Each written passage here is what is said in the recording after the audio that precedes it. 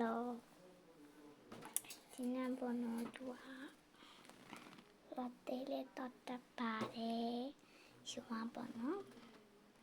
လာတေးလေးတော့တက်လိုက်ပါတယ်မြမပေါ်တော့သူက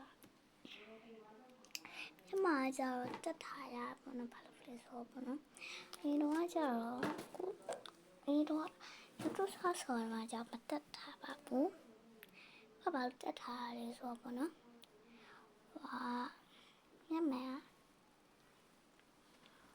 တော့ဒီမကောင်းပေါ့နော်ပါဝါပါလားဆိုပါဝါကကြတော့ပါပါတယ်ဒီမှာကျဖုန်းတင်မြန်လေးဟောက်တယ်လို့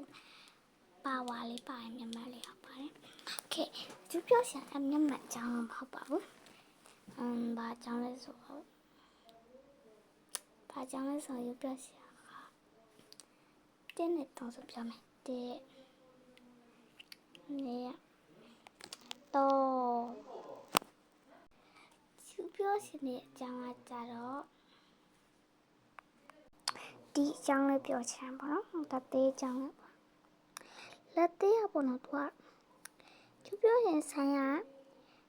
အိတ်ဆိုင်ပေါ့နော်အဲ့ဒါသူကပါဆိုင်နဲ့ထည့်ပေးလိုက်လေဆိုတော့ပေါ့နော်ပါဆိုင်နဲ့ဆိုခဏလေးပေါ့နော်ကြည့်လိုက်အောင်မယ်ပါဆိုင်နဲ့ဆိုခဏလေးပါကြည့်လိုက်အောင်မယ်ခေပေါ့နော်ကြည့်လိုက်အောင်ကြည့်ကြမယ်လက်သေးလေးပေါ့နော်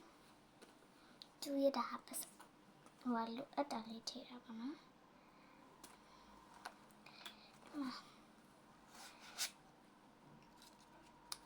ငါးချောင်းလောက်ကျန်တယ်သူက L sign မှာတော့သူကကြတော့ M sign ထည့်ပေးတယ်သူက S sign မှာရင်သူက S H M sign ထည့်ပေးအဲ့ဒါဘလို့လဲဆိုတော့မသိဘူးဈေးလေးကြည့်ဒါမှကျူတက်တာကော်လေးပါတယ်ဒီမှာကော်လေးပါတယ်ကိုဟောက်တဲ့အိမ်မှာကော်လေးပါတယ်ကော်နဲ့တက်ရအဲ့ဒါပေါ့နော်ရေတော့မဆိုးမခံဘူးပေါ့နော်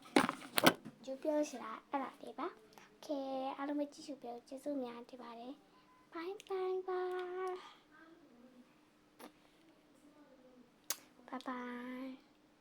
ကြည့်ရှုပေးကျေးဇူးများတင်ပါတယ်ရှင် bye bye